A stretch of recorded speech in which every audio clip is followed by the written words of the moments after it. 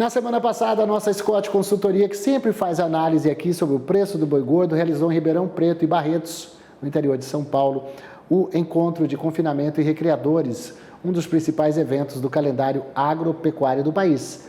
Não só do país, né? Até porque teve repercussão internacional com participantes da Bolívia, da Colômbia e Paraguai. Para comentar sobre esse evento, vamos conversar agora com Pedro Gonçalves, da Scott Consultoria. Pedro, parece que foi um sucesso. Boa tarde.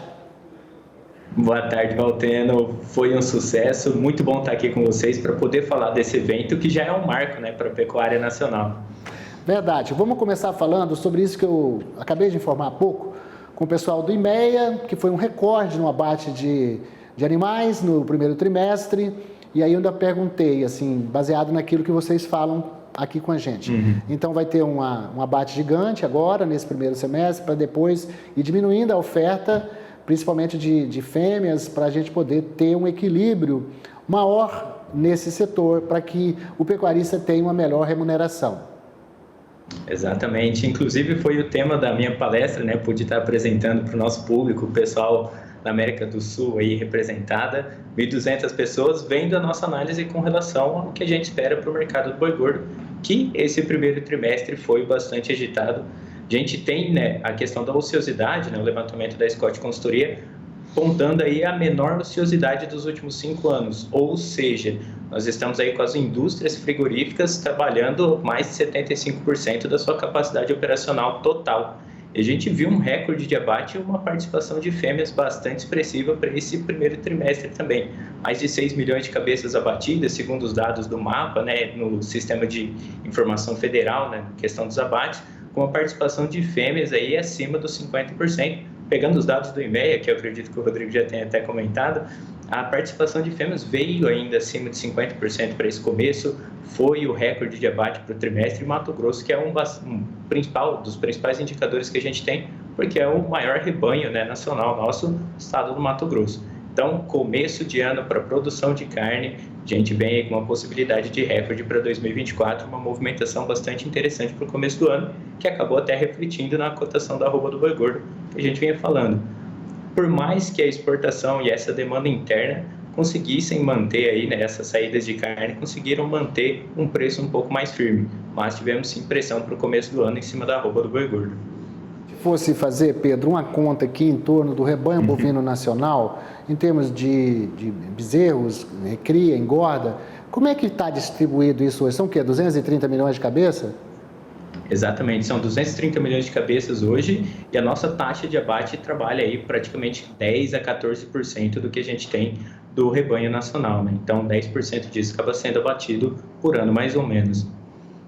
Aí o que nós temos no pasto hoje no confinamento? O que ainda está sobrando boi gordo, que envolve boi, envolve fêmeas que já saíram da linha de criação. Então, o que a gente tem assim entre bezerros, recria e o que está sobrando de engorda ainda?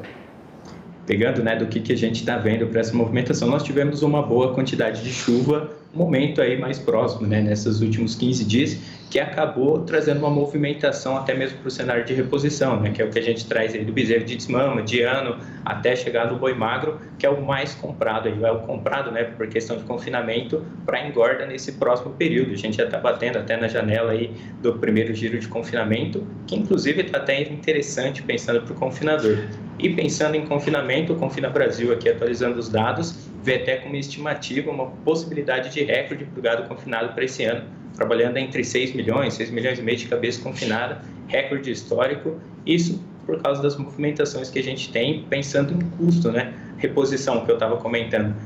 Questão das chuvas, né? O pecuarista que acaba trabalhando com cria e recria consegue segurar um pouco mais o bovino na sua pastagem, não tem aquela necessidade de vender, então o preço acaba vindo num cenário um pouco mais positivo, uma safra de bezerros que a próxima deve vir um pouco menor por causa dessa movimentação do ciclo pecuário, que deve afetar inclusive o preço do bezerro e tornar, né, fazer aquela movimentação que a gente chama de virada do ciclo pecuário. Isso deve acontecer mais para 2025, mas já começa a dar sinais por agora.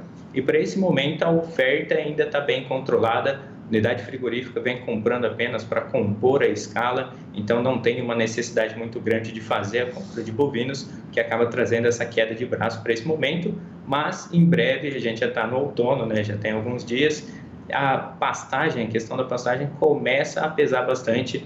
Nós começamos a ver nas regiões centrais do Brasil, que é onde nós temos aí a produção praticamente a pasto, começar a necessitar vender os bovinos para ter uma produção, né? Conseguir manter a sua produção dentro das pastagens, ou seja, o pecuarista acaba olhando um pouco mais para a fêmea, acaba vendo o bovino ali, uma necessidade de vender, tirar animais de cima da pastagem, porque a produção do pasto fica um pouco mais complicada, né, em relação à falta de água, e a gente deve ver uma desova bastante alta.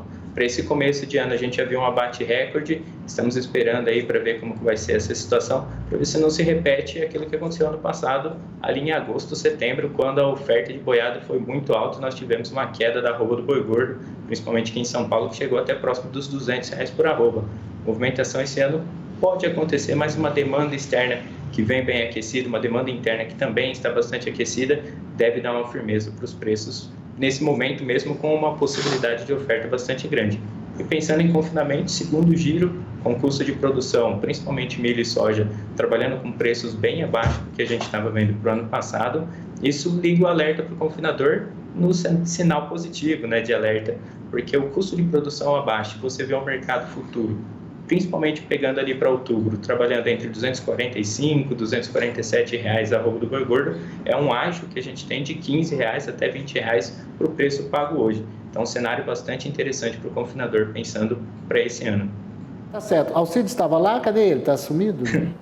O Alcides estava assim, ele retornou, inclusive, de viagem, né? Estava na África do Sul, acho que o Fábio deve ter comentado alguma coisinha, estava presente com a gente já no evento. Semana que vem ele já está de volta ativo aqui com a gente. Bom, eu imagino que deve ter sido um sucesso. Eu vou perguntar mais coisas para o Alcides na semana que vem. Gente, então, certamente vocês falaram aí de outras coisas. A gente não acabou não falando muito sobre recria, mas eu fico imaginando que quem mexe com essa pecuária, com pecuária de corte, trabalha com raças que garantem ganho de peso com mais rapidez, quanto menos tempo esse boi ficar no pasto hoje é bom do ponto de vista ambiental, é bom do ponto de vista econômico, né? Fazer amadurecer essa carne mais cedo, sem que ela seja muito madura, quer dizer, o precoce também tem seu papel no mercado, e a gente vai destrinchando mais o que foi esse encontro nas nossas próximas participações. Pedro, obrigado pela sua participação aqui. Eu que agradeço, viu, Valteno? Então, qualquer coisa a gente fica disponível aqui para responder todas essas perguntas aí pertinentes à nossa atividade. Um abraço.